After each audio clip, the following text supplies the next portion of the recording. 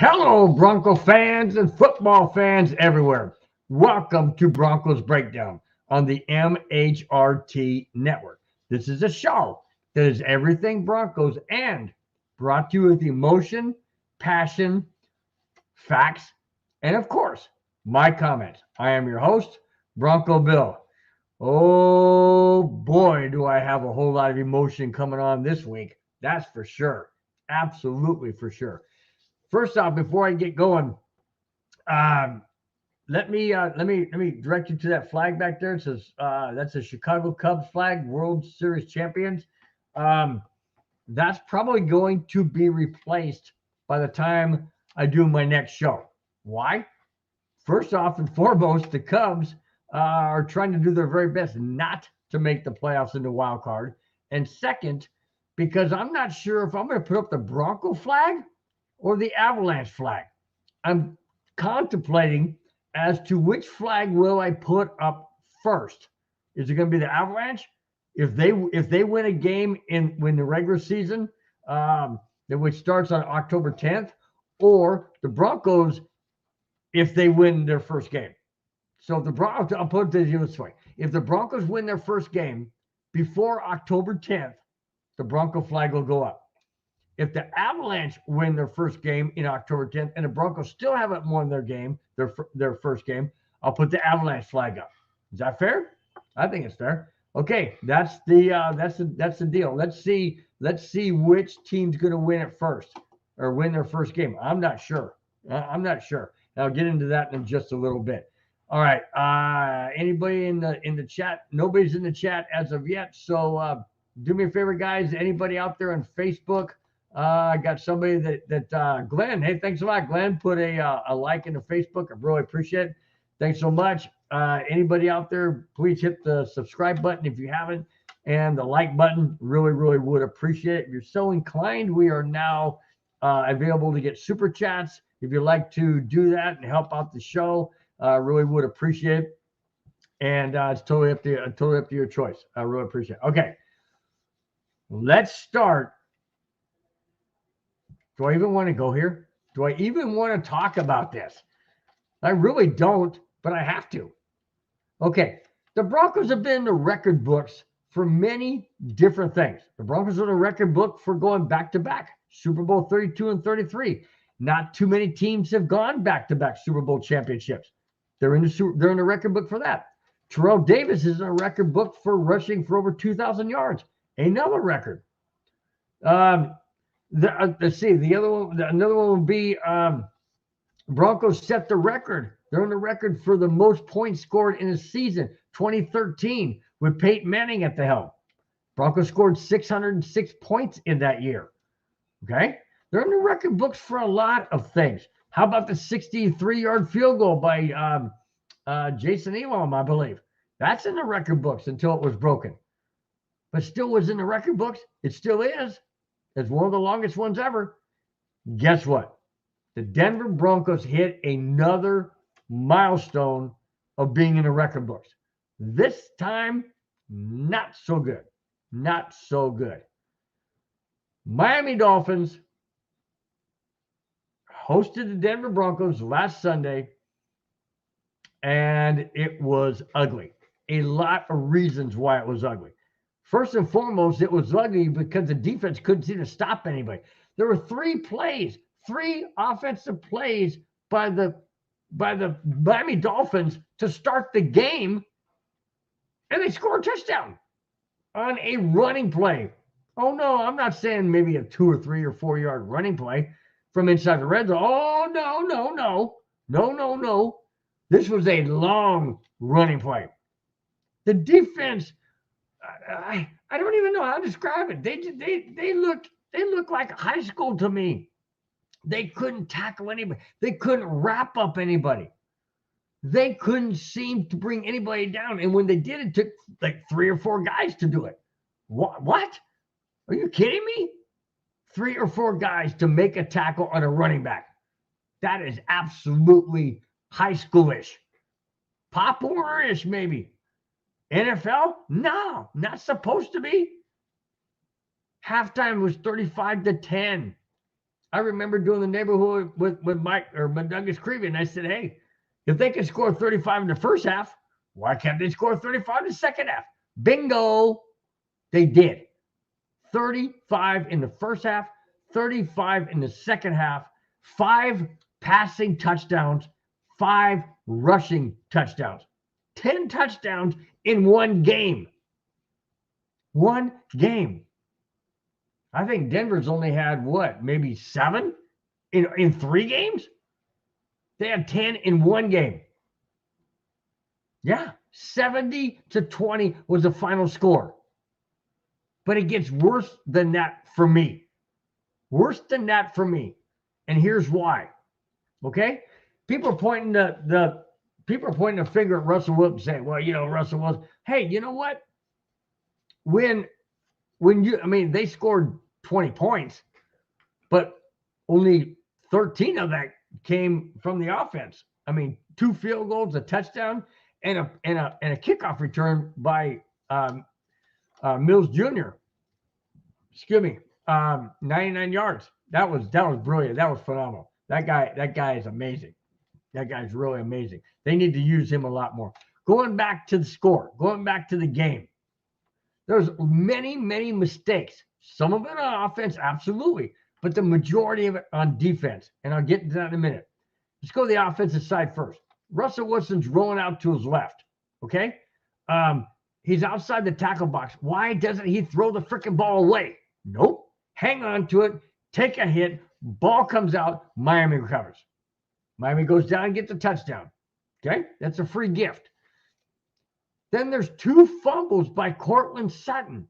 He catches the ball. He's running. He's doing what he needs to do. But one thing he didn't do is cover up the freaking ball. Grab it like this. Like you mean something. Don't hold it out here where some guy can come behind you and knock it out. Mental. Come on, guys. It's mental. These are fundamental things that the guys know when they've played Pop Warner. They teach them this, to hang on to the ball. And they didn't. Well, in this case, Courtland Sutton didn't, and neither did Russell Wilson. And then Russell Wilson throws an interception, which, albeit maybe wasn't really his fault, but when you're only about 4'5" and you can't throw the ball over somebody who's 6'10", yeah, I guess it is your fault to a certain degree. I know I'm being facetious on the heights, but you get it, guys. He threw the ball and it was deflected straight up, intercepted by a lineman, and boom, rest is history, touchdown. So what I'm trying to say is there's a lot of things that are going wrong on the offense. Yes, there are things that are going wrong on the offense. Penalties after penalty after penalty has to stop. That is a disciplinary action that is not getting corrected. And I don't know why. I don't know why it's happened back-to-back years. Now, I'm going to throw Nathaniel Hackett in here because I want a comparison, guys. I want you guys to give me a comparison. Tell me if I'm right or wrong. Nathaniel Hackett was a horrible head coach last year. Okay, I think we can all agree on that. But what I'm seeing this year, are we not seeing some of the same things that we saw last year under Hackett? Now, I'm not saying that Sean Payton is as bad as Nathaniel Hackett, because that's not true. But the results of what I'm seeing are definitely as bad. We have major penalties in critical times that we had last year under Hackett. We don't have a disciplined team. We don't have a disciplined team, period. Get upset with me if you don't agree. It's okay, but that's what I'm seeing. We're not disciplined. We're making mistakes that should not be happening.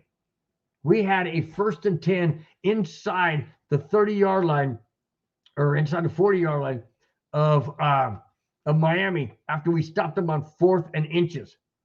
We take the ball over, boom, offsides, or excuse me, false start, whatever. Back it up. Those are stupid mental penalties. You should not be making them. Plain and simple. You don't make a late hit on a guy who's on the ground and hit him with your helmet. That's stupid. You don't do that. This team is not disciplined. And I'm frustrated at the simple fact that that's elementary. That's stuff these guys should already be doing, and not doing, and they should know what not to do. but they're still making the mistakes. Let me flip to the defensive side, okay? The defense was absolutely porous. My 6-year-old granddaughter could have ran through some of those guys without tackling. They're just bumping. They're just hitting like that. They're not even trying to wrap around. And when they do, the running backs are just breaking tackles. It's like we have Vaseline on our players' hands and arms. We cannot seem to stop anybody. And I'm going to get into the game coming up this Sunday against the Bears because I'm not too convinced about them right now. I'm not. And if I sound angry and frustrated, you bet your bottom dollar I am. I'm angry at a lot of things that has transpired since this game. Am I angry that we lost 70-20? Hey, you know what? A loss is a loss. To me, it's only one game. Okay. Yeah, it may resonate through the players. It may get under their skin a little bit. Good. I hope they react differently come Sunday against the Bears. But what I'm saying when it pertains to me, all I can do is cheer. I'm just a fan. I don't play the game. I'm not on the team. I'm 65 years old. I don't think they want me even as a water boy. Okay. So I'm not even associated with the team. What I'm saying is I can sit there and watch the game and cheer for them, but it's a loss. It's one game. It's not, they didn't lose 5 games in a row by this game. They lost 1. Okay. And that's how I'm looking at it. But to me, it translates deeper than that. And the reason why is because things have not been corrected as of last game. And I'll get into that. Okay. So listen to this. With just 3 plays, like I mentioned, into the game, Denver already trailed 7-0. That combination of 7-0 ended up being the Dolphins' total points, 70. I know. It was ugly right from the beginning. It was absolutely ugly right from the beginning. At halftime, like I mentioned, it was 35-10. I knew it was over then. Absolutely knew it was over. To me, the defense gave up, and that hurts the most. All right, let me go to some of these guys in chat. I don't mean to alienate you, but I just want to get a lot of that last week's crap off of my chest. Okay. My brother-in-law from Vegas says, Rudy Torres says, why is Sean Payton smiled? Too much to understand. I agree. Sean Payton knows, first off, Rudy, Sean Payton's an offensive-minded coach. So he's going to be smiling when he knows the offense is doing better than they have in the past. So yeah, I understand. That's why he's smiling, and I get it. But he shouldn't be smiling in the overall effect of things or the overall result of things. No, he should not be. Absolutely not. Mohammed Badri says, greetings. Greetings back to you, Mohammed. Glad to have you in the chat. Glad to have you in the house. If you have not subscribed, please do so. Really would appreciate it. And hit that thumbs up. Everybody in the chat, please hit the thumbs up, man. If you guys like the show, please do so. Mohammed also said, sup, Bill? Hey, I said, what's up, man? Glad to have you. Like I said, glad to have you. All right. Alex Smith says, welcome, Alex. Glad to have you in the house as well in the chat. I want Sean Payton to be held accountable for that devastating loss. I do too. Absolutely, I do too. But is it really Sean Payton's fault? I know he's a head coach. I understand that. Hold on a second, guys. I know he's a head coach. But is it more on Sean Payton or is it more on Vance Joseph? And I'll get into that in a little bit too. My take on it is more on Vance Joseph because he's a defensive coordinator. He should know how to teach these guys, how to get these guys in the best position to do what they're asking them to do. Now, if we don't have the personnel, that falls on Sean Payton. That also falls on George Payton. But if we do have the personnel, which I think we do, and I feel we do, then they need to be coached up. And in my opinion, Vance Joseph isn't doing that adequately. That's just my opinion. Just my opinion. Okay. Rudy says, hello, I'm trying really hard to be a true fan, but with these games that don't help Russell Wilson make the plays, I just don't stand there. Just saying. Okay, I agree. Okay, but it's not Russell. The reason why the Broncos lost 70-20 is not on Russell Wilson. It's not. He threw an interception that was deflected. Yes, it was deflected, but that was a great play by the defense. The other one where he fumbled, yes, that was directly associated with Russell Wilson not being smart. Okay, so that resulted in 7 points. So you take 7 points off of 70, you got 63. Reason why they scored 63 outside of that interception resulted in touchdown is because the defense sucks. Under Vance Joseph, this defense sucks. Period. There's no other way to look at it. Go back and look at that game, and you tell me, guys, if you think the Broncos defense looked great at any, or even good, or even average at any time during that game. The only time, in my opinion, they looked really great was stopping them on 4th and inches. That was the only time. And they had an opportunity. At that time, the score was 21-10, and they had an opportunity to make it 21-17. Nope. Penalties, incomplete passes. Nope. Not at all. Not whatsoever. And that's not on Russell Wilson. That's on not being focused in the game. I don't think these Bronco players really wanted to play this game. I don't. I understand the temperature was like 85, 86, and it felt like 93 on the field. That's what my phone said, that Miami's field felt like 93 degrees. Okay, they're hot.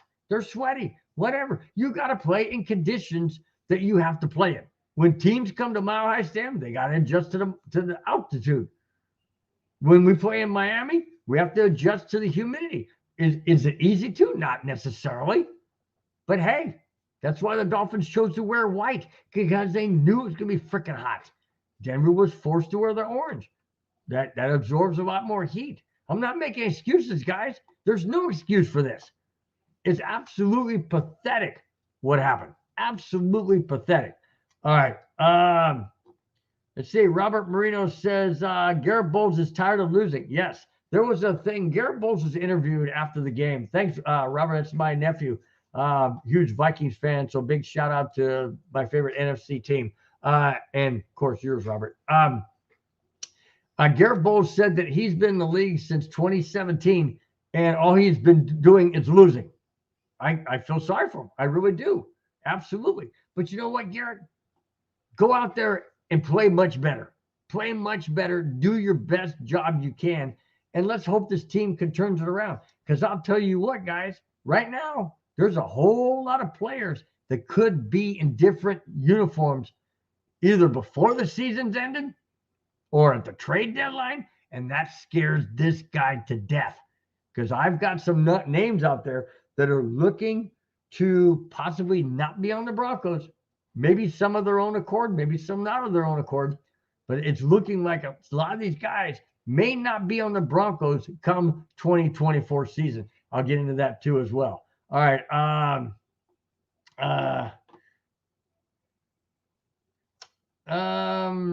Let's see. Alex Smith says Sean Payton should have been furious walking up and down the sideline. I agree. He should be. I don't know why Sean Payton doesn't show more emotion, doesn't show more frustration, doesn't show more anger. I don't know what the cause is. I really don't. I can't answer that one. I have no idea why he is so maybe nonchalant. I don't get it. I really don't get it. Not sure. One last thing before I get in the next segment. Robert Marino says Broncos struggling in all phases. Offense, yes, we're struggling in offense. We only scored 20 points. Defense, absolutely. Defense is horrendous now under Vance Joseph. Special teams, we did get a 99-yard kickoff return to score a touchdown by Mims. So I'm really encouraged by that. I would say special teams. I don't know. We made our field goals.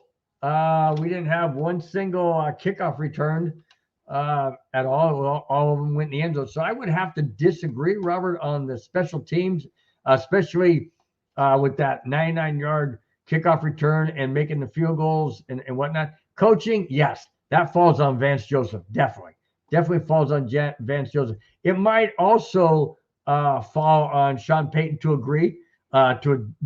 a degree. And I'll get into some of that in a minute. All right. Here it is. Sean Payton keeps Vance Joseph. Why? Why keep somebody who's not producing? Let me ask anybody out there who's got a job. I mean, I'm working part-time at a golf course, and I worked 28 years in the school district system. So I'm going to ask the same question to you guys I would ask myself. If I'm not performing, or anybody out there, if you're not performing at the level that you were hired to perform at, do you think your job is still going to be yours the next day you show up to go to work? In my case, I don't think so. Not at all. If I'm not performing the way I need to perform, yeah, I may get a talking to. I may say, hey, you know what? You need to straighten your act out, blah, blah. If this happens again, if you're not doing this, blah, blah, blah. Okay, we got to let you go. That may take place. I agree.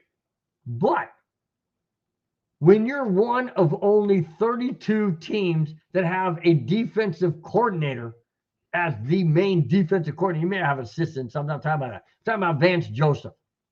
They should have left his freaking dumb butt in Miami. At the end of that game, they should have said, you know what, dude? Here's the airfare. Find your own way home. He should not have come home with the Denver Broncos. I know that sounds harsh, and I know that that would never happen. They wouldn't do that right then and there. But Sean Payton should have fired him last Monday. Vance Joseph should have been fired last Monday. The Broncos hired him as a head coach, and he sucked. I know there's some people that like him. I'm not one of them. I never have liked his ideas, his way about being head coach or coordinator. I've never liked him. He wasn't good in Arizona. He was horrible in Arizona as our defensive coordinator. And Sean Payton hires him. Why? Probably because he couldn't get Rex Ryan, or he couldn't get Vance Joseph.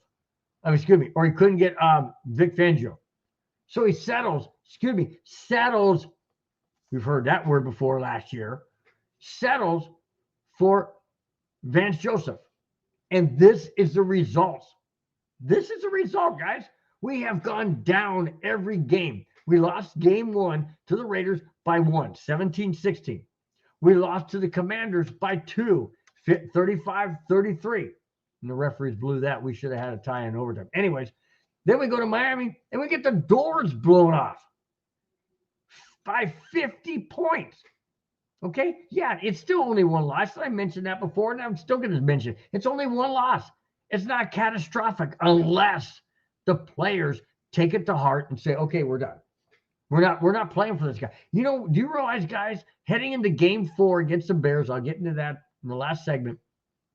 Heading into the game against the Bears, do you realize that the Broncos defense could be totally folding the lawn chair, folding the defense completely up on Vance Joseph and saying, we want him gone? They absolutely could be doing that. They sure showed it to me last game. They gave up in the third quarter. Sure, they were getting their doors blown off 42, 49, something like that. Doesn't matter. You still play hard for the coordinator that you are being coached under, unless you don't agree with what he's calling and what he's trying to implement. Then you throw the hat in. Then you say enough's enough. They gave up last year on Nathaniel Hackett when the Broncos played the Rams and lost something like 52-14 or something. They threw in the towel and then they gave up. Well, when you lose 70-20, that's an indication to me that the defense said, you know what? We ain't playing for this guy. We are not playing for this guy anymore. And I firmly believe it. I'm sorry to say it, guys. But, I mean, am I making it up? Go back and look at the game. You tell me if they didn't give up. They gave up absolutely 100%. No doubt about it. None whatsoever. None whatsoever. Okay. After the most lopsided score in 60 years, I'm 65, guys. And I was born in 1958. So this happened 60 years ago, was 1963. 50 years ago. 60 years ago, 1963. The last time somebody rolled up 70 points on another NFL team. and Sean Payton stays with defensive coordinator Vance Joseph, says, I'm not firing you? Are you kidding me? So Vance, basically, so Sean Payton, basically what you're telling me is, as a fan, we're going to go into Chicago with Vance Joseph and that pathetic defensive scheme he's got going, and we're playing the 0-3 Bears.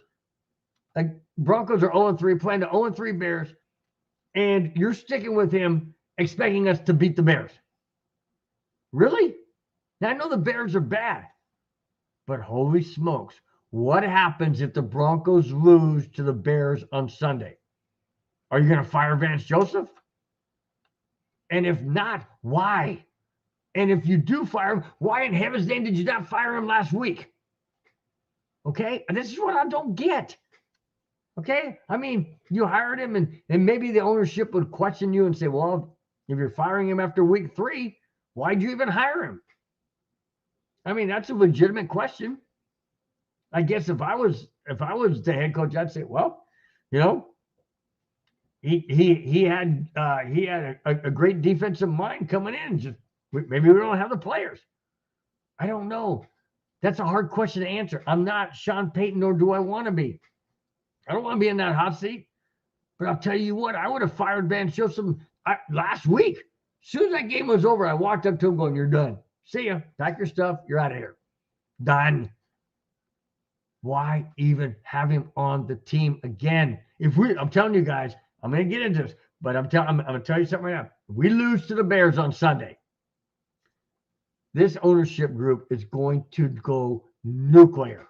They're going to lose their freaking minds, because I know I will. And if things aren't changed, if the Broncos lose Sunday, if things are not changed, I don't understand what Sean Payton's thinking. I don't understand what George Payton's thinking. I don't understand what the ownership is thinking. All right, let me take a deep breath. Before I do that, let me get into this. Let me finish this segment. It was clearly the defense that lost the game, along with 4 turnovers, which I mentioned earlier, 4 turnovers and mega penalties. This Denver team is in total disarray. Absolutely. We are absolutely in total disarray.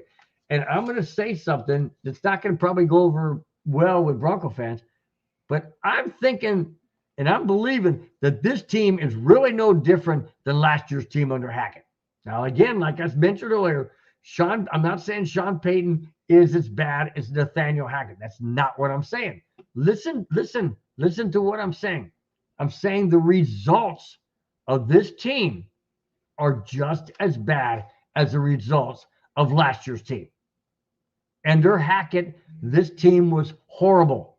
And I'm seeing the same things under Sean Payton. Is it Sean Payton's fault?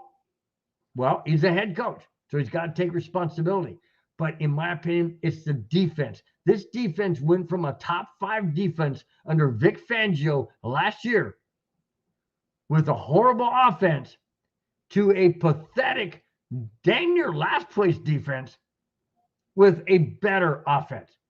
So is it Sean Payton's fault? No. In my opinion, it's a Vance Joseph fault.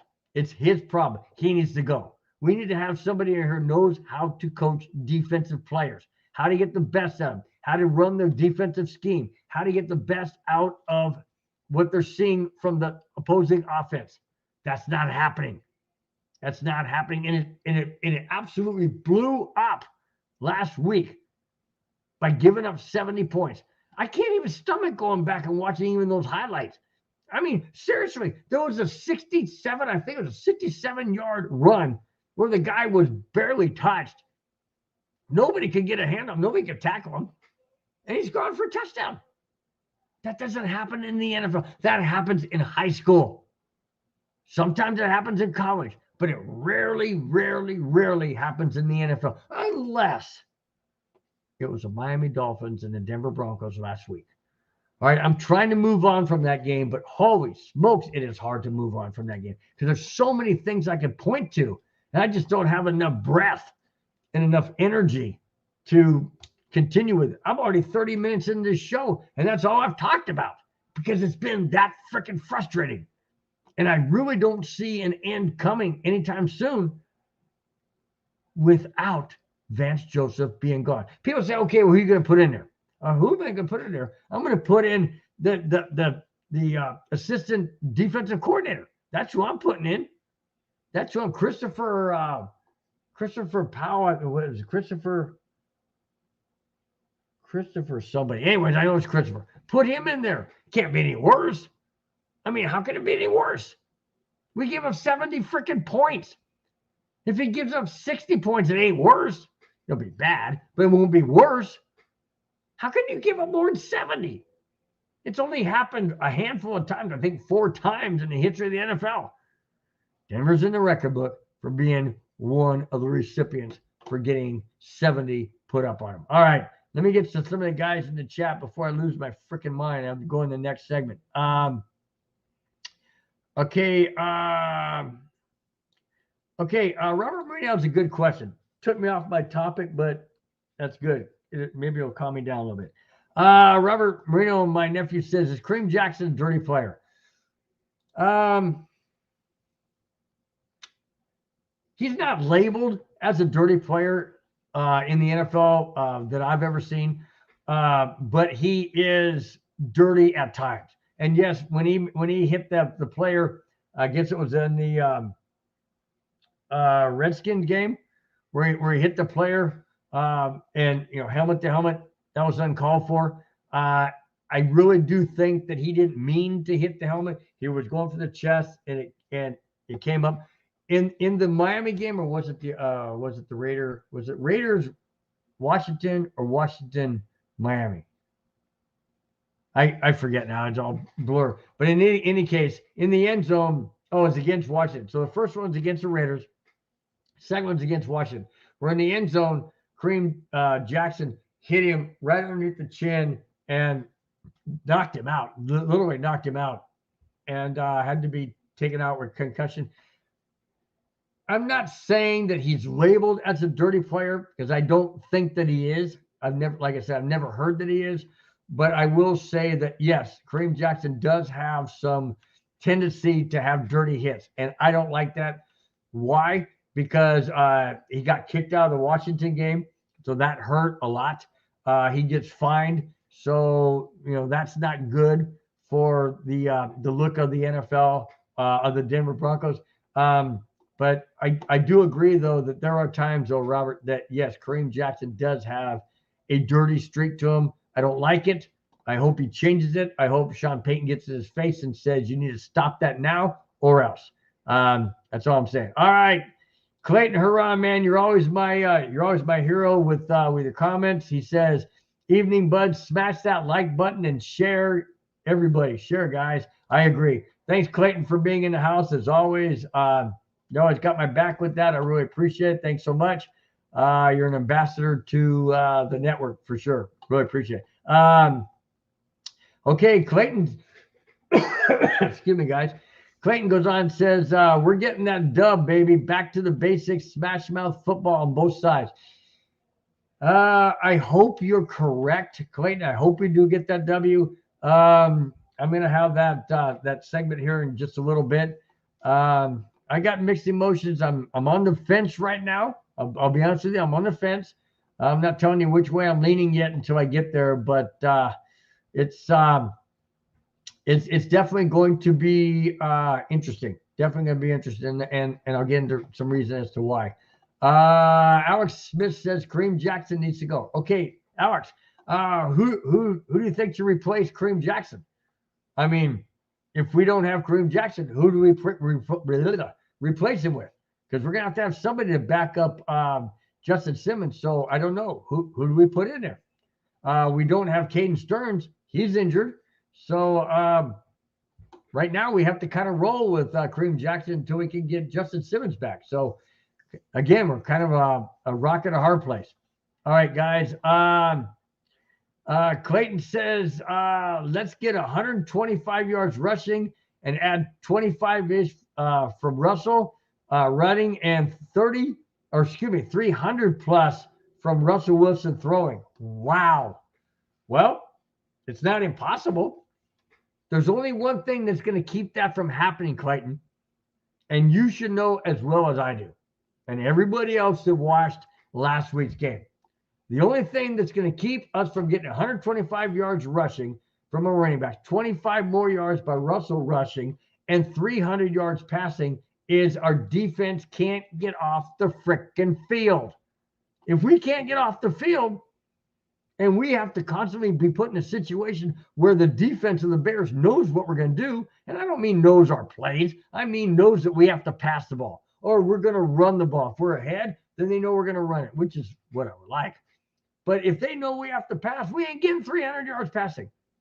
And yes, the Miami Dolphins knew we had to pass last week, and Russell Wilson did throw for 306 yards. I agree. That is good. But you don't want to be down that big a score and have to pass. So the only way we're getting 300 yards passing and 125 yards rushing from our running backs for a total of 425 yards rushing. The only reason, 425 total yards is because the offense is able to stay on the field and the defense can get 3 and outs or 5 out or 5 and outs, whatever. But they get off the field and not allow touchdowns, not allow field goals. They have to straighten it out. I don't know if they can.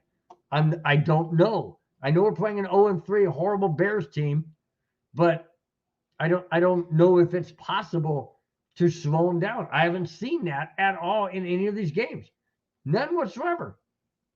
None. I mean, the Broncos had a 21-3 lead against the Washington Commanders, and they lost. You know, we lost to the Raiders by 1. We couldn't even imagine. I mean, couldn't even, get past 16 points to win that game. They had 17. We couldn't get past 16. I don't know what we're going to see. But if we see anything close to what we saw last week, you can pack it in, guys. You can pack it into an 0-4 start. That's what I'm talking about. So I'm not quite sure, Clayton. I hope you're right, man. Absolutely hope you're right. No doubt about it. Okay, so Clayton also says, straight up, man to man. Safety's down, linebackers get at the quarterback. Well, we tried. I just don't have confidence in Vance Joseph to be able to design a defensive scheme that will allow that. I just haven't seen it. I don't think I'm going to see it. It's just sad that we haven't seen it. And it's very, very frustrating. Absolutely frustrating.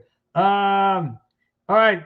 My son Carlos, he just puts the letter C in there. Nice to have you in the chat, son. It's always nice to have you in the house.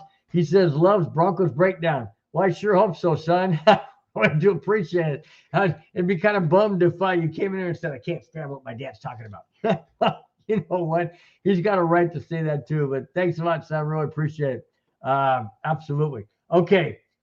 Sean Payton has gone on and said he sent a message to Broncos country. Are you ready? Here it is. This sounds extremely vanilla to me. It sounds an awful like Nathaniel Hackett last year, and that bothers me. Here it is. This is what Sean Payton has said to all of Broncos country. So listen up, guys. Listen up. Here's what he said.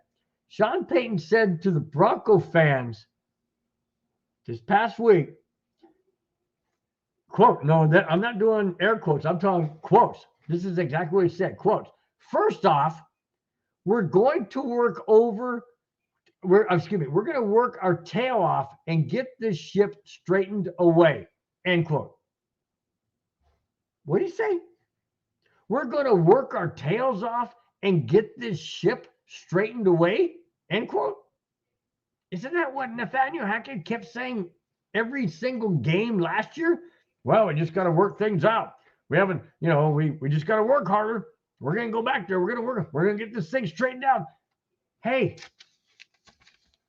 excuse me, Sean Payton, did you take a script right out of Nathaniel Hackett's comments last year? What are you saying? Well, we're going to, this is a message to all the Bronco fans. We're going to get this worked out. When? Game 9? Game 10? When we're already 0-9, 0-10? Seriously. I mean, we're going to get it straight out. You should have figured this out in preseason. This should have been figured out in preseason or game 1 or certainly game 2 when the Broncos blew a 21-3 lead and lost 35-33. That's when you should go, well, wait a minute. We got to make changes. Nope. Kept Vance Joseph. Why? So we could have a 70-20 blowout. What's the Bears going to be like? Are the Bears the Dolphins? No, not whatsoever. It's not what I'm saying. But as bad as this Broncos defense and team is, are we subject to see another catastrophic loss? Sure we are. Why not? We haven't changed anything. Not a single thing. We have not changed a defensive coordinator, and we have not changed a single thing. What have we changed? Oh, I know what we've changed. We're going to straighten this out. We're going to, it's okay, guys. Just relax. It was only one defeat. Yeah, sure, it was 70-20. And hey, it's the fourth, biggest deficit or fourth biggest amount of points scored on a team. It's okay. It's okay. Relax. Relax. Isn't that what Aaron Rodgers said? Relax. RELAX. Relax. No, I'm not relaxing. I'm not relaxed because nothing has changed. So how can you say we're going to straighten it out? If you don't make changes, Sean, you're not doing anything to improve. How are you going to improve? Seriously. Oh, well, he goes on and says, well, we had a good day of practice on Wednesday. We had a really good day of practice on Thursday. Okay, so what? So what, Sean? Nathaniel Hackett kept saying we've had great practices. We've had phenomenal practice. Practices don't mean nothing. It is perfect practice translates to perfect performance. Practice doesn't mean squat, dude, if you don't do it correctly. And if you still got Vance Joseph as your defensive coordinator and you're still doing the same type of plays, how in heaven's name is that getting better? It's not. It's not.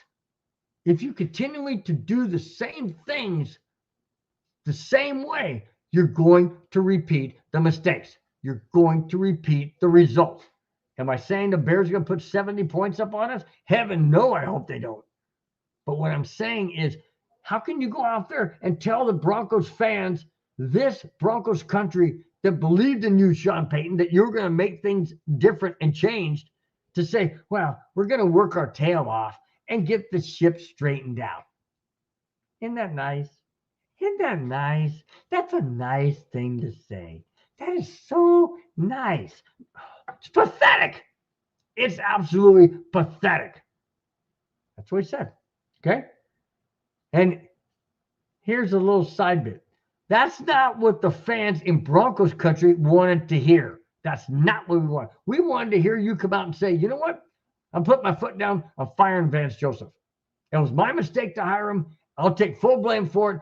And I am not going to have this happen again on my watch. I am firing Vance Joseph. That's what I wanted to hear. Didn't happen. Nope. Didn't happen. Why?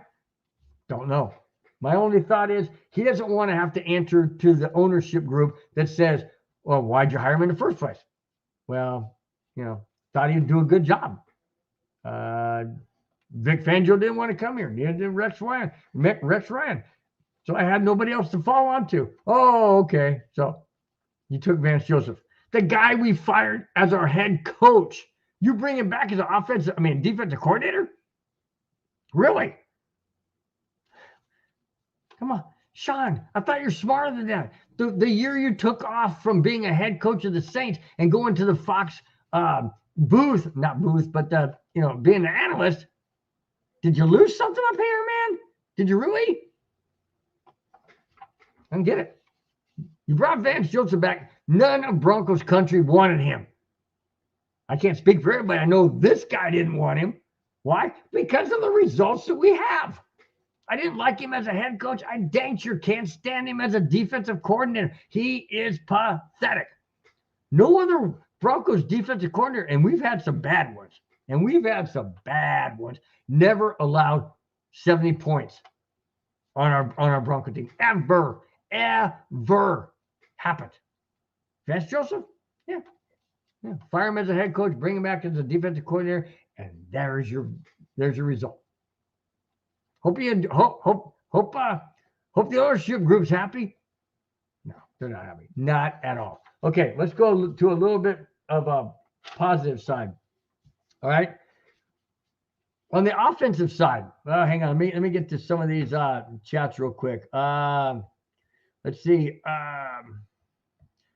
Alex Smith says, anybody but Jackson, he is one of the guys who is slowing the team down. I agree. Well, yeah, with his stupid penalties, unsportsmanlike conduct, personal foul. Yeah, absolutely. That's a 15-yard penalty. And the instance with the Washington Commanders, the guy made the catch. He took the shot to the helmet, made the catch, so it was a touchdown.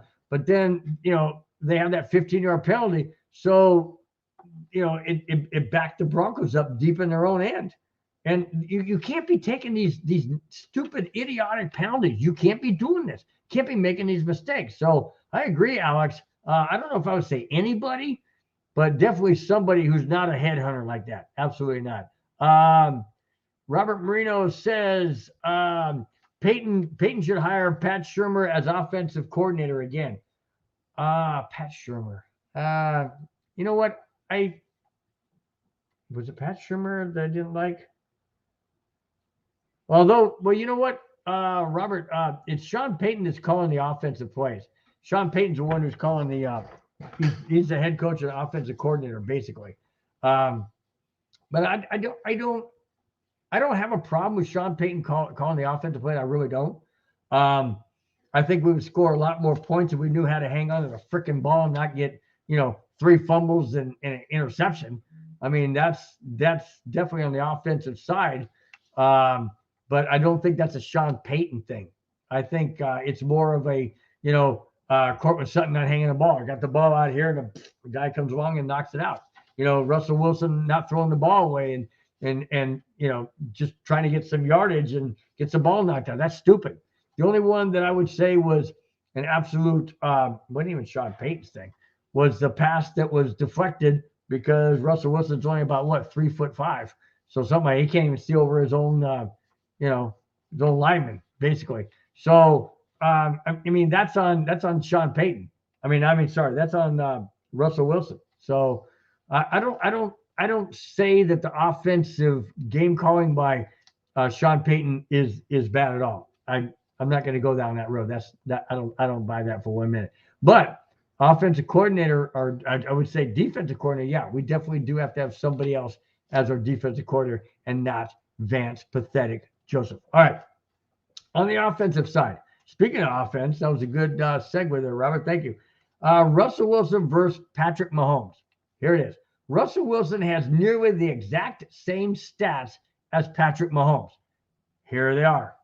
Russell Wilson, and going back to what Robert Marino said, as far as offensive goes, you're going to see really good comparisons between Russell Wilson and Patrick Mahomes. So in my opinion, it's the defense that's losing these games.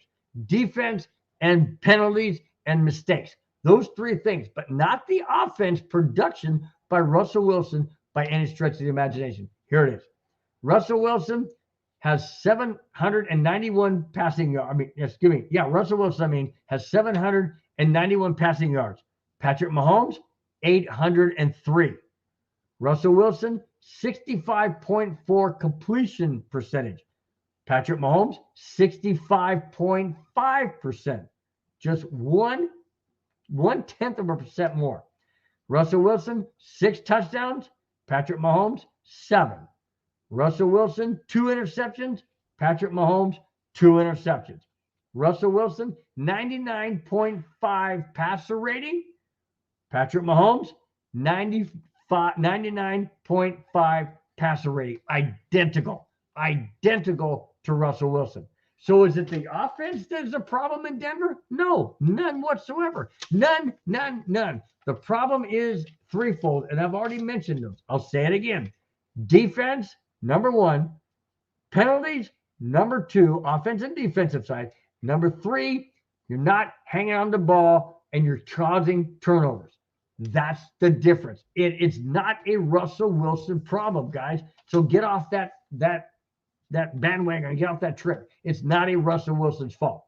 None whatsoever. I just made comparison to Patrick Mahomes. Am I saying Russell Wilson is as good as Patrick Mahomes? No, not saying that. What I am saying is stats through the first 3 games shows that it's not Russell Wilson's fault as to why the Broncos are 0-3. It's the defense. It's the penalties. It's the turnovers. That's the problem. Plain and simple, period. Black and white, guys. Black and white. Just gave it to you. Okay? The Broncos are 0-3. The Chiefs are 2-1. Okay? Why are the Chiefs 2-1? The Broncos 0-3? Defense, penalties, and turnovers. That's the difference. Absolutely no other way to say it. That's the difference. All right. On a note that is disturbing to me, okay? And then I'll get into the next to the last topic, okay? Patrick Surtain II, PS2's father, came out and said, and I quote, "My son is wasting his talent in Denver," end quote. Whoa. Patrick Surtain's dad, who played for the Dolphins, is saying that his son is wasting his talent in Denver, end quote. Wow. That means he wants his son out of Denver to go to a team that's contending. Okay? Okay, every father wants the best for his son. That's all well and good. That's all well and good. But to come out and say that bothers me. And the reason why it bothers me is because he should be wanting his son to do the best he possibly can to change this defense around. And yes, Patrick Surtain's a shutdown corner. And yes, I understand that if he was on, let's say, a Miami Dolphin team or a I don't know, what's another prolific team, Kansas City, somebody like that, yes, he would have a better opportunity to get to the playoffs. But sometimes you got to go through the valleys to get to the mountaintop. No pun intended being in Denver, but sometimes you got to go through the valleys to get to that point. It's more rewarding when you go through those hardship of losing seasons than when you finally win a Super Bowl like I have experienced. It's much greater, much more rewarding to say, man, I endured all of those losses and all of those bad teams to get to the pinnacle and win it all. It's a much greater feeling, much greater feeling. So for his dad to say, he's wasting his talent, I can't go there. He's only been on the Broncos for 3 years. How's he wasting his talent? Not even in his prime yet. Let this play out, Mr. Patrick Surtain Sr. Let this play out. Don't sit there and throw barbs at the Broncos because they're 0-3 and saying, basically saying you want your son out of Denver. That's not good. That's not good. I don't like it. I don't like to see that. So should Denver begin a rebuild now? Let me ask this in the chat. Should the Denver Broncos begin a rebuild now and get rid of people like Patrick Surtain, Cortland Sutton, Jerry Jeudy, Garrett Bowles, players like that, or try to salvage this young season? We're only 0-3, and I know I say only, but I mean we got the Bears. We should beat them. Hopefully we do, and hopefully, we beat the Jets the following week in Denver. Then we'll be 2-3. I know we got to play Kansas City twice. We got to play Chargers twice and the Raiders again. And then we got Buffalo and we got other teams. I understand that. But hey, we got to start somewhere, guys. We got to start somewhere. So should we begin a rebuild now and start letting go of all these guys and trade these guys away and build up draft picks and this, that, and the other thing? Or should we try and salvage the season? We're only 3 games into the season, guys. I say do not tank. Don't tank. That's not what these ownership group did. They didn't come in here to buy the Broncos to be the worst team in the NFL. That's not why they bought this team. They bought this team to make it a franchise, a Super Bowl contending team year in and year out. Are we having a bad beginning of the season? Absolutely. Do we throw in the towel? I say absolutely not. No, don't do it. What message are you sending to Broncos fans? What message are you sending me? Seriously, what message are you sending me? A Broncos fan since 1976. You trying to tell me, oh, well, the ownership group, they just want to tank for, draft picks. And, we hired Sean Payton so we could tank. That's stupid. That's preposterous. That's idiotic. That's just big dumb. No, we don't tank. Okay. So we've lost 3 games. Whoopee. Let's turn it around. All right. Let's turn it around. Let's do our best. Let's don't throw in the towel. We got 14 games left. Guys, do you realize if we go 10-4? I know, guys. Is it impossible? Well, it looks like it's impossible from this angle, being 0-3 and getting your doors blown off last week. Sure, it looks impossible. But it's only impossible if we keep Vance Joseph or things don't get turned around. Then it's impossible. But you got 14 games left on the schedule. Why not try and make something of those 14 games? Why not try and win one game at a time? Like, how about let's win the game against the Bears? Then we'll focus on the Jets.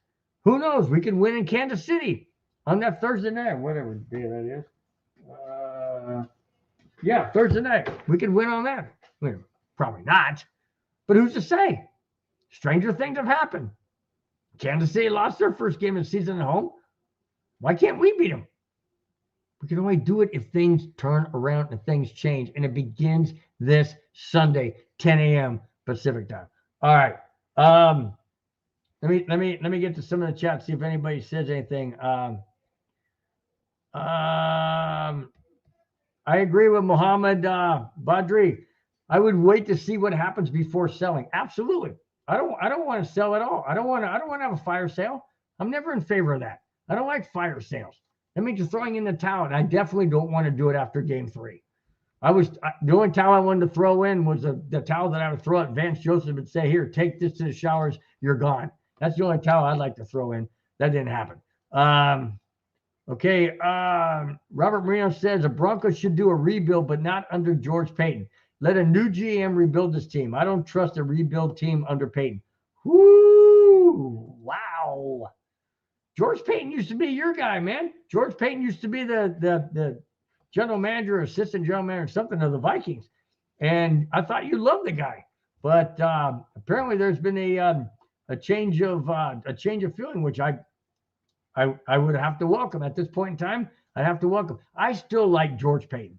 I still do. I really do. I like him a lot. I just don't know what direction we should. Okay. I know what direction we should go. We should not throw in the towel and rebuild right now. I agree with Mohammed Badri. I say let's wait a bit. Let's see what happens. And if we go 0-6, 0-7, yeah, then I say okay. It's time to rebuild. Let's start selling off some of the guys we can get good draft pick for, or players for, or whatever. Most likely draft picks, and then we'll just run out the season and go 0-17, and just be the 3rd or 4th team to go winless for the entire year. That's not what I want to see. I don't want to see a Broncos team go 0-17, but then again, I don't want to see us go 5-12 either, like we did last year. So I don't know what I want, but I know I don't want a rebuild right now. I don't. I say it's too early. We're only 3 games into the season, and that is not what I want to see. None whatsoever. Robert Marino says fire sale. No. Only a fire sale if this inferno gets bigger as the season goes on. Right now we're 0-3. Okay. There's a lot of teams that are 0-3. Well, not a lot. There's some teams that are 0-3. Okay. And I don't see them panicking and doing a fire sale. So I don't want to do that either with the Broncos. Okay. I don't want to go down that road.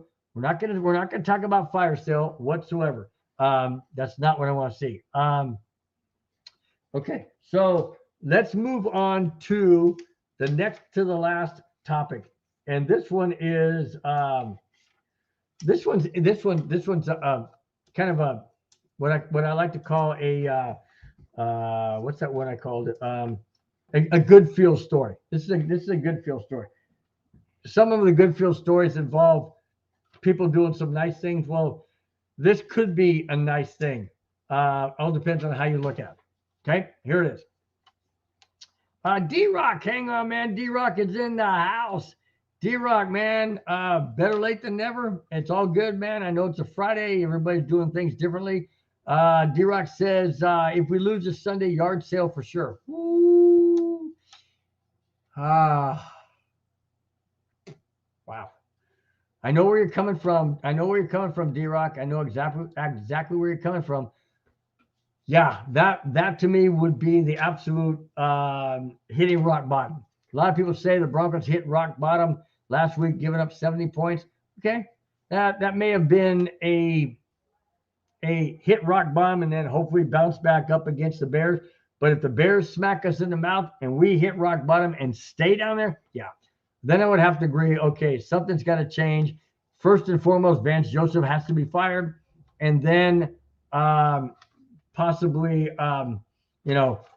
get rid of maybe Jerry Jeudy, Cortland Sutton, Garrett Bowles. I don't want to say Patrick Surtain. I don't want to go there at all.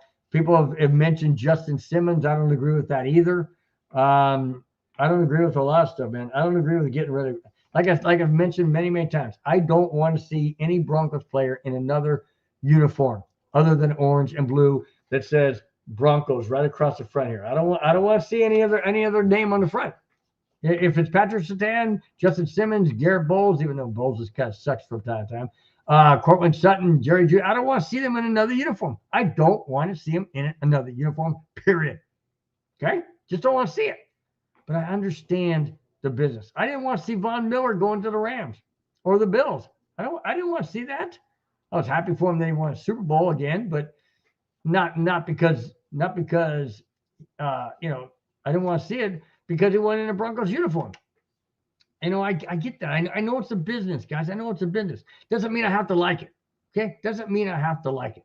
Anyways, all right. D-Rock says, Big Bill, hey, bud. I say, D-Rock, what is up, my friend? In the house. Love it. Okay, I will agree with this. D-Rock does make a great point here. We have to bring in winners with winning culture. We lost for so long. It's normal. Absolutely. You know what? You have to have a winning mindset in order to know how to win. I totally agree with that. And you have to bring in winners in order to bring in that winning culture. And that's what I thought Sean Payton was doing. But he brought in Vance Joseph as our defensive coordinator, and Vance Joseph doesn't even know how to win. Seriously, he was our head coach, and he didn't know how to win. So I totally agree with you, D-Rock. You have to bring in winning-minded players to get a winning attitude and a winning culture. Absolutely agree, 100%. Great point. Okay, let's move on to this what I call a good feeling segment. Bar tab to be on the house. Oh, this is interesting. A sports bar in Chicago is so confident that the Bears will beat the Broncos that they will pay the entire bar tab should the Bears win Sunday? No. Should the Bears lose Sunday? They will pay the entire bar tab for everybody in there. Now, hang on a second. It doesn't mean, there's some stipulations. It means they're going to open up the bar at 11 a.m. Central Time, Chicago. 11 a.m. Central Time. At 11 a.m., they're going to open up the bar. And anybody that comes in and opens a bar tab prior to kickoff, which is 12 noon Chicago time, they are going to be eligible to have their bar tab paid for should the Bears lose. That concludes at the end, at the end of the third quarter. So it opens up at 11 a.m. Central Time. Let's say the third quarter ends at, 2:30 Central Time. So that's 3.5 hours, let's say, of bar tabs that can be run up. I mean, think about it, guys. They can order chicken wings. They can order burgers. They can order fries. They can order whatever. They can order drinks up the wazoo. One catch. One major catch. Should the Bears beat the Broncos Sunday, and I'll get to that in a minute. Should the Bears beat the Broncos Sunday, that good feel story of paying that everybody's bar tab is null and void. The Bears have to lose for that sports bar to pay for everybody within that sports bar in that designated time frame to have their bar tab paid for. Now, if people are still buying stuff after the third quarter ends, then it's on them. So apparently that there's some type of a way to calculate and to notice or know when that tab begins and ends. So that's interesting. I continue. Also, the sports bar will be giving away free pizza at halftime. And that doesn't even mean a bar tab. That's just free pizza for everybody. That's how confident this sports bar is that the Bears will beat the Broncos on Sunday. Okay? Well, the Broncos are what? The Broncos are favored in this game? You got to be kidding me. The Broncos are favored on the road by 3 points? Vegas has them by 3 points over the Bears? I know the Bears are bad and they're 0-3, but Denver just got their doors blown off by 70 points. Well, not by 70, by 50 points, but 70 put up on them. And they're favored over the Bears? Holy smokes. I don't even see how that's possible. They're playing in Chicago, Soldier Field, windy conditions, going to be cold, going to be windy, and the Broncos are favored? Wow. Wow. Okay. That leads me right into my last segment, guys. And here it is. I know everybody start clapping. Yeah, it's the last segment. I know I went on the rant rave for 30 minutes before I even got into the other topics. But hey, you got to do what you got to do. And sometimes you just got to talk about the good, bad, and the ugly right off the bat. Although it wasn't too much good, but bad and ugly. D-Rock says, good marketing idea. Absolutely, it's a good marketing idea. It didn't work out, though, in week 1 when the Jets and the Packers, that was the first one that came out. The Jets and the Packers game on that opening week, Packers fans were going to get the same, their bar tab was going to be paid in full if the Packers were to beat the Jets, because the Packer fans and the sports bar in Green Bay was so confident that the Packers were going to beat the Jets because they wanted to beat Aaron Rodgers so bad they couldn't stand him. Well, guess what? When Aaron Rodgers went down after the 4th play, there were people cheering in that bar going, yeah, we got our bar tab paid for. Not so fast. Not so fast. And the reason why I say not so fast, because the end result was in overtime, the Jets won it on a punt return for a touchdown that sealed the game for the Jets to beat the Green Bay Packers. So guess what? All those bar tabs fell back on those who created the bar tabs. The sports bar didn't have to pay for it because the Packers lost. So in my opinion, be careful for what you wish for. Okay, that takes me right into this last segment, guys, and here we go. Denver Broncos at the Chicago Bears. 3 points for the Broncos to win this game. Defense must shut down. Well, defense has to do more than that. The defense has to learn how to tackle. The defense has to learn how to freaking tackle, period. They have to get 3 and outs. They have to learn how to tackle, and they got to quit making stupid bonehead personal foul penalties. I mean, eliminate it.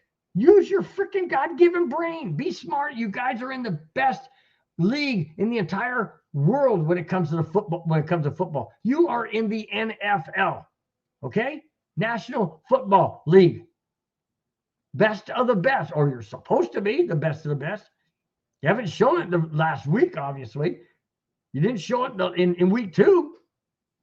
Kind of showed it in week 1. You only lost by 1 point. You didn't show it in week 2 or week 3. So I'm not too sure that they're going to get it figured out even against the hapless Bears. The Bears who can't figure out how to, get out of their own shadow, away from their own shadow, which is impossible. But you know what I'm saying? You can't get out of their own way. Defense has to be better. Do they have to be great? Maybe not against the Bears, but as the season goes on, they have to be great, or a heck of a lot better than they have been. That's for dang sure. Can they keep the Bears from scoring 35 points, half of what the Dolphins did? I don't know. Washington put up 35? I'm not sure. I'm absolutely not sure. Second thing is, offense needs to sustain drives, and they need to score touchdowns. They need to sustain drives. They did some of that in they did that in the Washington game. Their first 3 possessions, boom, right down the field, scored touchdowns. Against Miami, yeah, right. Not even close. Should they be able to do it against the Bears? I sure the heck hope so. Absolutely sure the heck hope so. Every single possession they get, they need to sustain that drive. Get down the field and score touchdowns. Will I settle for field goals? I don't want to say I want to settle for them because I don't want field goals. I want touchdowns. Do I think that's going to happen? I'm not sure. I don't know what Bronco team's going to show up. Is it going to be the Bronco team that put up 21 points against Washington in the first quarter and a half or whatever, and then fold in the second half? Or is it going to be the Bronco team that didn't even have a clue in Miami how to stop anybody on defense? I don't know what Bronco team's going to show up. I really don't. The defense hasn't been there all year. They certainly weren't there against the Washington team after they had a 21-3 lead, and they dang sure weren't there last week in Miami. And that tells me this defense has given up on Vance Joseph. They don't like his scheme. They don't like his play calling. They don't like his way of doing things. They don't like him, period. Now, they may come out and say, oh, yeah, I got Vance Joseph back. I think he's a great coordinator. I think we'll be fine, blah, bull crap. Bull crap. That is all spinning it in the direction they want to spin it. I'm not buying it for one minute. Not one single solitary minute. Not even a second. Not buying it one bit, one iota. Not buying it. You can say all you want in front of the cameras. It's what you feel here, and it's what you show on the field. And you showed last 2 games that you have given up on Vance Joseph. And if that's the case, he's got to go after this game. Win, lose, or draw, he's got to be fired. Absolutely got to be fired. Unless the defense comes up with somehow, some way, a miracle of, 3 or 4 interceptions and takes the ball away on fumbles 2 or 3 times, gets 5 sacks or whatever. Okay. Does that mean the Broncos defense is that much better? Or does it mean that the Bears offense and front line stinks? I would have to say the Bears stink. Unless the Broncos can prove it against a quality team like the Kansas City Chiefs, then I'll maybe change my tune. But if they play that way against a hapless team like the Bears and they come out smelling like roses, all of a sudden Vance Joseph is a genius? No, not in my opinion, not whatsoever. No. It just means the Bears are that bad. I want to see it against a Kansas City team. I want to see it against the Raider team again at the end of the season. I want to see it against the Chargers team. I want to see it against these other teams that are better than the Broncos right now. That's what I want to see. Okay, I'm not gonna say everything's all hunky dory and coming up roses and smelling roses or whatever the saying is. If we beat the Bears, I don't know, 28-3. I'm not gonna say we're a great team then. I'm gonna say, okay, let's keep it going. Let's see how we play against the Jets. Let's see how we play against the Chiefs. That's what I want to see. That's what I want to see. I'm not buying it if we smoke the Bears and beat them 35-3 or 31-10. I'm not going to believe that we're that much better. I'm going to be thinking the Bears are that pathetic. That's what I'm going to be seeing. And that's what I'm going to be saying. Okay? That's all I'm saying. Okay. Mohammed Badri. Whoa, wait. I thought I brought it up. Mohammed Badri says, I think the defense is going to be fired up after that terrible loss. I'm not sure that it could be sustained. Okay, I'll agree with that. Yeah, sometimes after you've had a pathetic, horrible loss, yeah, you come back spitting nails. Absolutely, you come back spitting nails. And you're out there to prove. And what better team to prove it on than the Chicago Bears, who are horrible and just a train wreck. But are the Broncos a lesser of a train wreck? Let's hope so. Let's hope the Broncos win. Absolutely, let's hope they win. I will give you my thoughts in just 1 second. Okay. My last point is of the 3 points that the Broncos need. The first one was defense must get shutdowns. Offense needs to sustain drives and score touchdowns. And the third one is penalties have to stop. period. The penalties have to stop. We don't need these pass interferences. We don't want personal fouls, unnecessary roughness, roughing the passer. Well, we haven't even got to the passer, so we can't get roughing the passer. We don't get there. We need to, quit these, false starts on offense. We need to quit these, illegal, what's it called? A pick play, like we had it in Miami. We need to stop making these stupid, dumb penalties. These are high school penalties that we're making. These are Pop Warner penalties we're making. These are college penalties we're making. The pros at this level, you need to be more focused. You need to be more disciplined. And I'm not seeing that with the Sean Payton coach team. Not seeing it at all. And that's very, very alarming and frustrating because we saw it under Hackett. And Hackett is a pathetic head coach. But now we're seeing it with Sean Payton. So this is a bad trend that I'm seeing from the Denver Broncos. And I'm not liking it. And I'm not liking it whatsoever. And there has been no changes. And there has been no direction as to how to correct it. All we've heard from Sean Payton is, well, Bronco fans, we're gonna work our tail ends off, and we're gonna make these adjustments, and okay. Well, what adjustments? You didn't fire Vance Joseph, so that wasn't an adjustment. You're keeping him. So what does that tell me?